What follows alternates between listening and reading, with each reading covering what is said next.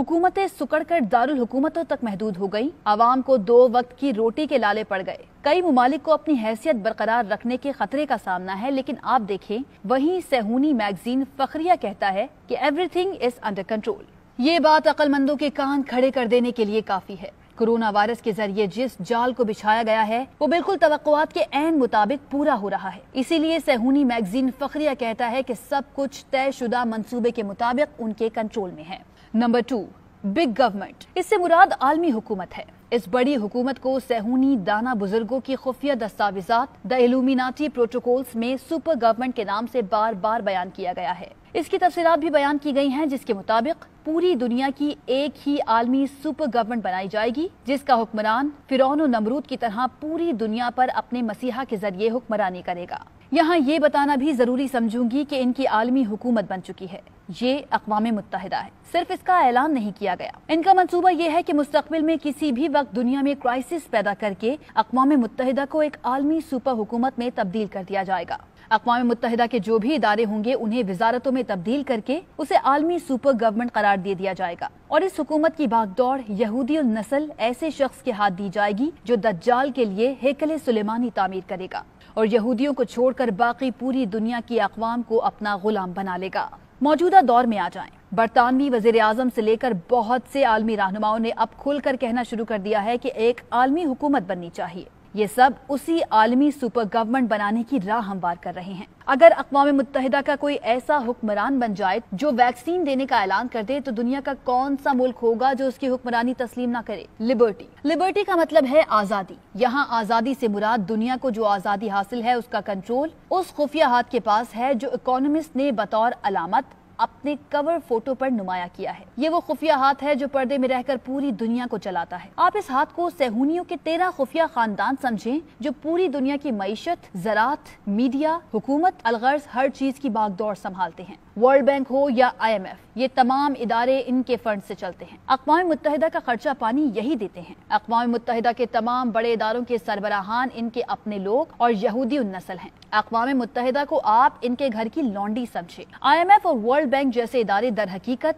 अक़वाम मुत्तहिदा के ही इदारे हैं। आज ये 13 यहूदी खानदान अपने मसीहा के इंतजार में हैं, जिसके बारे में हाल ही में इसराइली यहूदी रबी और यहाँ तक के इसराइली सरकारी वुज़रा भी ऐलान कर चुके हैं कि मसीहा इसी साल आ रहा है। एक ने ये भी कह दिया कि वो मसीहा से मुलाकात भी कर चुका है और बताया कि मसीहा इसी साल किसी भी वक्त आ जाएगा। यानी ये लोग जानते हैं कि मसीहा कौन है, लेकिन इसका फिलहाल ऐलान नहीं कर रहे। नंबर 4, वायरस, यानी कि कोरोना वायरस का कंट्रोल भी इसी खुफिया हाथ के पास है। जब पूरी दुनिया वायरस के खौफ से कांप रही है तो ये लोग कौन हैं जो कहते हैं कि वायरस इनके काबू में है। गोया हम यूं कह सकते हैं कि वायरस के जरिए इन्होंने पूरी दुनिया को अपने काबू में कर रखा है। इसराइली वज़ीर दिफा खुद कहते हैं कि हमें वायरस से कोई परेशानी नहीं। इसकी वीडियो पिछली पोस्ट में शेयर कर चुका हूँ, क्योंकि जब 70% आबादी को कोरोना मुतासर कर लेगा तो फिर अज खुद खत्म हो जाएगा। यानी वो पहले से जानते हैं कि इतने फीसद आबादी मुतासर होगी, लेकिन साथ ही किसी किस्म की उन्हें परेशानी भी नहीं है। ये इस बात की अलामत है कि पर्दे के पीछे वो बहुत कुछ जानते हैं,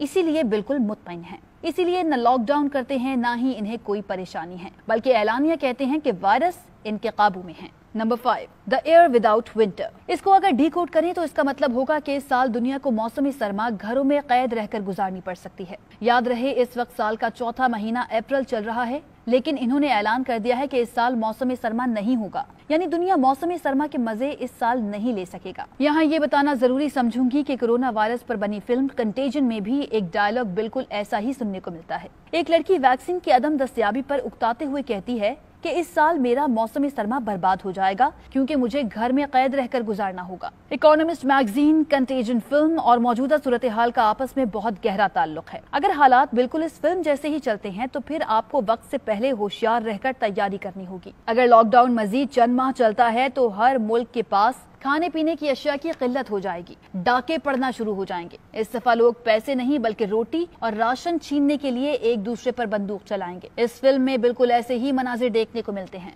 कुछ और अवामिल भी हैं जिन्हें अभी तक इकोनॉमिस्ट मैगजीन ने नुमाया नहीं किया, शायद अगले महीने के शुमारे में जाहिर कर दें। मैं आपको पहले ही आगाह कर देती हूँ। पहला प्रोजेक्ट 5G है। सबसे पहले 5G इंस्टॉलेशन है जो लॉकडाउन के दौरान दुनिया के बेशतर ममालिक में चुपके से की जा रही है। आलमी मीडिया को इसकी रिपोर्टिंग से रोका गया है। मेटा पर آپ کو 5G کے متعلق کوئی خبر نہیں ملے گی۔ لندن میں مکمل لاک ڈاؤن ہے، لیکن وہاں 5G انسٹالیشن کا عملہ پھر بھی دن رات پولز پر ٹاورز نصب کرنے میں مصروف ہے۔ پاکستان میں ٹیلی نار اور زونگ کمپنیوں نے اشتہارات کے ذریعے 5G کی پروموشن شروع کر دی ہے۔ آخر یہ 5G کیا بلا ہے، یہ آپ کے لیے سمجھنا بہت ضروری ہے۔ یہ دراصل انٹرنیٹ سپیڈ کی تیز ترین رفتار ہے، جو اگر کسی علاقے میں لگا دی جائے تو اس پورے علاقے کو ایک سپر کمپیوٹر کے ذریعے ہر وقت ویڈیو پر دیکھا جا سکے گا۔ علاقے کا کوئی فرد ایسا نہیں بچے گا جس کی جاسوسی ممکن نہ ہو۔ موبائل سے لے کر T V, fridge, auto parts اور گھر کی تمام اشیاء میں نصب چھوٹے خفیہ کیمروں کے ذریعے 24 گھنٹے ہر فرد کی جاسوسی ممکن ہو جائے گی۔ ملٹری سطح پر یہ کام بہت پہلے ہی دنیا کی بڑی افواج کرتی رہی ہیں، لیکن عوامی سطح پر اسے لانے کا بہت زیادہ سائنسی نقصان بھی ہے، کیونکہ اس ٹیکنالوجی کی شعاعیں انسانی دماغ کے لیے انتہائی خطرناک ہے۔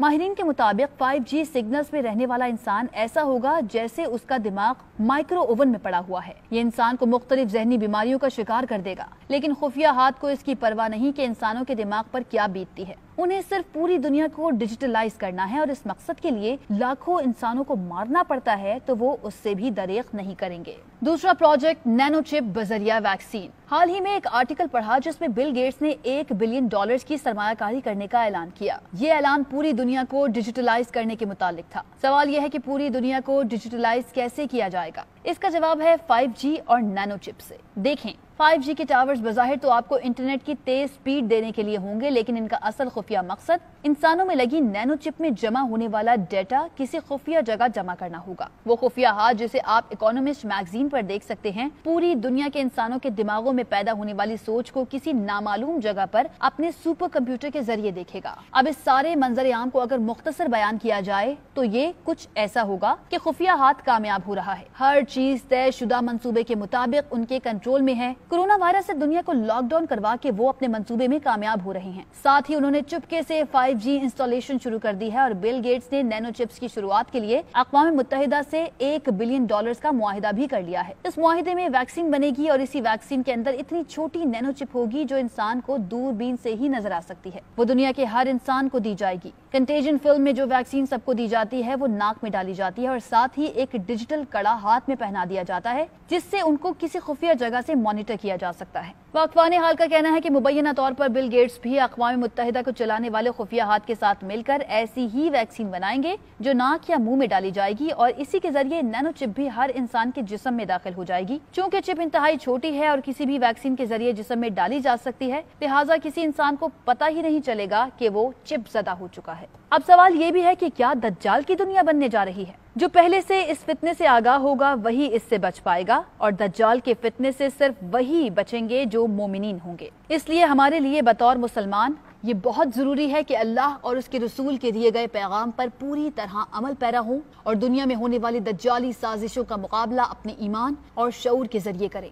ہمیں ایک ایسا نظام ترتیب دینا ہوگا جو ان صہیونی اور دجالی طاقتوں کا مقابلہ کر سکے گا۔ اسے حاصل کرنے کے لیے ہمیں قرآنی شعور، سیرت طیبہ اور طاقت ایمانی کی ضرورت